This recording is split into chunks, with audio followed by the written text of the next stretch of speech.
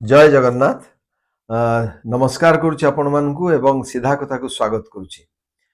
आपण माने जो मानकर तिक्त अभिज्ञता थिबो श्रीमंदिर जेबे जाइचंती पुरी जगन्नाथ मंदिर को जाइचंती आपण माने दर्शन करिया पई किंतु शांतिर सहित श्रृंखलित भाव रे आपण दर्शन करि पारि नाहंती भिड़ रे असुविधा रे पडिचंती एवं ठीक भाव रे ठाकुरंको मुख दर्शन करि पारि नाहंती सेमानंको पई गोटे सुखबर आछि। सुखबर एया जे गत काली राज्य सरकारंकर गोटे बैठक बसथिला जोथरे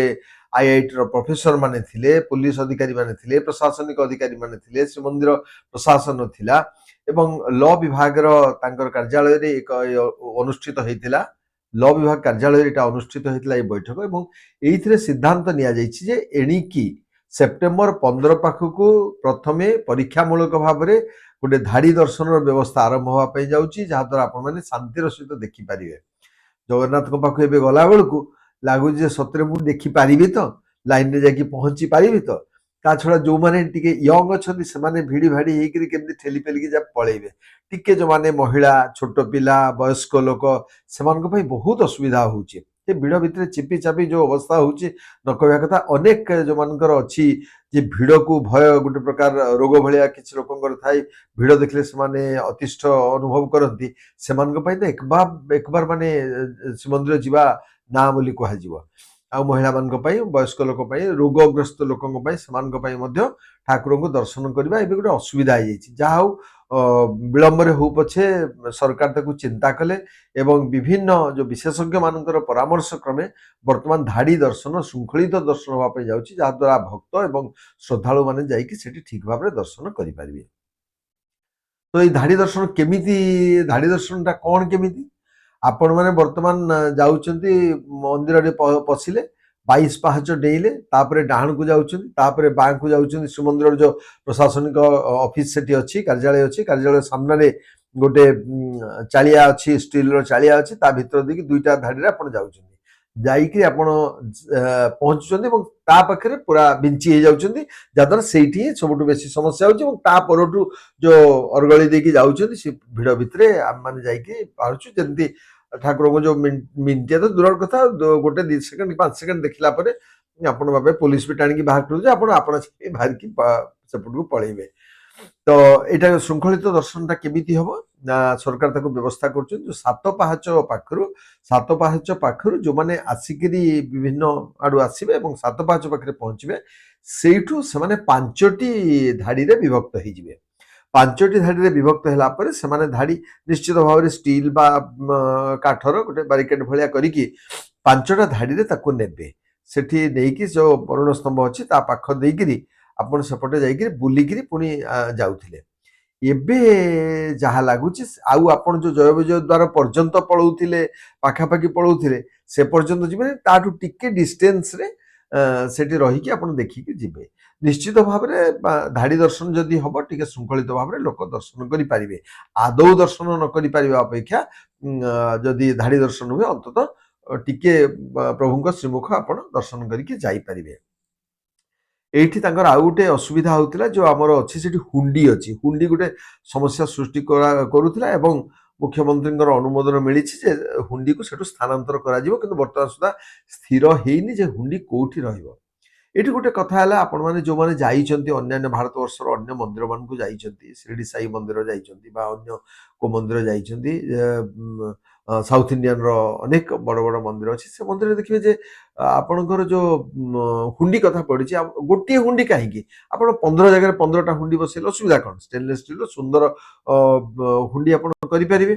एवं विभिन्न जगह रही जार जो इच्छा से देला एमती नुह से गोटे निर्दिष्ट नाट मंडप भितर आपड़ी धाड़ी अच्छे देवे ना दे पारे सेमती तो नुहे विभिन्न जगह रखा जाऊ लक्ष्मी मंदिर पाखे गोटे रखा जाऊ सेपट विमला मंदिर पाखे रखा जाऊ जो अच्छी आमर कौन 22 पाहच अच्छी 22 पाहच पाखे रखा जाई पारे कोठी भी रखा जाई पारे तेणु कि गोटे न रखी 5टा 7टा 10टा रखा जाऊ जहाँ जो इच्छा है से दे पारे ये आमर परामर्श रहा। तापरे ए जो रैंप रो कथा उठी रैंप टा केवल उठिया पाई रैंप ना दर्शन कला बेले भी रैंप सेटा स्पष्ट भाव में आज जो प्रेस इस्ताहार बाहरी जो विभिन्न खबर कागज जो कथा बाहरी कि भाव में रैंप रही से कथा कह जाई नाही। ଆମର ମନେ ହୁଏ ଯେ ଯଦି ଯୋଉ ପାଖରେ ଠାକୁରଙ୍କ ପୁରା ସମ୍ମୁଖରେ ଯୋଉଠି ଯେତେବେଳେ ଆମେ ବୁଲୁଛେ ଯୋଉ ଆଡୁ ବି 5ଟା ଧାଡିରେ ଗଲେ ଆମେ ଯୋଉ ପାଖରେ ମୋଡିବୁ ଏବଂ ମୋଡିକିରି ଠାକୁରଙ୍କୁ ଦର୍ଶନ କରିବୁ ସେଇ ପାଖରେ ଯଦି ରେମ୍ପଟା ପୂର୍ବ ପଟକୁ ଉଠାଣି ଏବଂ ପଶ୍ଚିମ ପଟକୁ ଯଦି ଗଡାଣି ହେଇକି ରହେ ତାହେଲେ ସୁବିଧା କଣ ହବ ଯୋଉ 5ଟା ଧାଡିରେ ଲୋକ ଯାଉଥିବେ ସେମାନେ ଯୋଉମାନେ ଆଗ ଧାଡିରେ ରହିଥିବେ ମାନେ ବୁଲିଲା ବେଳକୁ ଯୋଉ ଧାଡିଟା ଆଗ ରହିବ ସେମାନେ ପ୍ରିଭିଲେଜ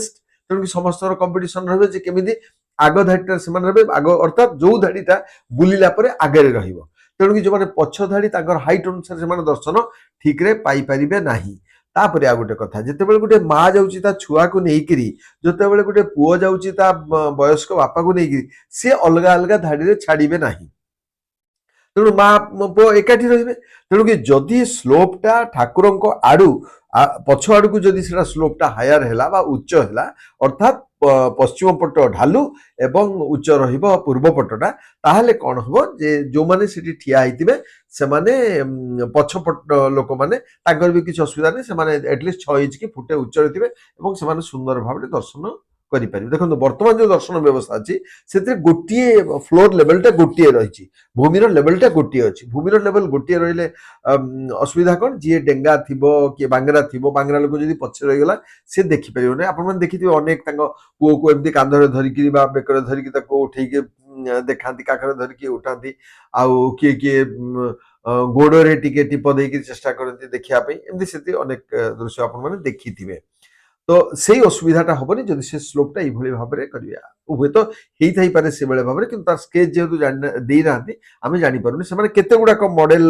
ଆଇଆଇଟିରୁ ଯୋଉ ଆସିଥିଲେ ବୈଷୟିକ ବିଶେଷଜ୍ଞ ସେମାନେ କେତେ ଗୁଡାକ ମଡେଲ ଦେଲେ ତା ଭିତରୁ ଗୋଟିଏ ମଡେଲକୁ ସେମାନେ ସ୍ଥିର କରିଛନ୍ତି ଯୋଉ ମଡେଲଟା ଏବେ ପରୀକ୍ଷାମୂଳକ ଭାବରେ ସେପ୍ଟେମ୍ବର 15 ତାରିଖରୁ ଆରମ୍ଭ ହବ ଏବଂ ତାଙ୍କର କହିବା କଥା ଯେ ଗୋଟିଏ ଘଣ୍ଟା ଭିତରେ 8ରୁ 10,000 ଯାତ୍ରୀ ଦର୍ଶନ କରିକି ପାସ୍ କରିଯାଇ ପାରିବେ ବହୁତ ଭଲ କଥା ଯଦି 10 ଘଣ୍ଟାର ଅବଧି ହେଲା 10 ଘଣ୍ଟାର ଅବଧି ଭିତରେ ଲକ୍ଷେ ଲୋକ ଦର୍ଶନ କରିକି ଯାଇପାରିବେ ସୁବିଧାରେ ଯାଇପାରିବେ କମ ସମୟ ହୁଏତ ହେଇପାରେ କିନ୍ତୁ ସ୍ପଷ୍ଟ ଭାବରେ ଆପଣ ଯୋଉ 2 ସେକେଣ୍ଡ ବି ରହିଲେ କି 5 ସେକେଣ୍ଡ ରହିଲେ ସ୍ପଷ୍ଟ ଭାବରେ ଠାକୁରଙ୍କୁ ଦେଖିକି ଆପଣ ପ୍ରଣାମ କରିକି ଯାଇପାରିବେ ତେଣୁକୁ ଆମେ ଭାବୁଛୁ ଯେ ଦିଟା ପ୍ରସ୍ତାବ ଆମର ରହିବ ଯେ ଯୋଉ ରହିଲା ଢାଲୁଟା ଠାକୁରଙ୍କ ଆଡକୁ ଢାଲୁ ରଖିକିରି ଉପରଟା ଏକ କଥା ମାନେ ପୂର୍ବ ଦିଗକୁ ରହୁ ଏବଂ ଦ୍ୱିତୀୟ କଥାଟା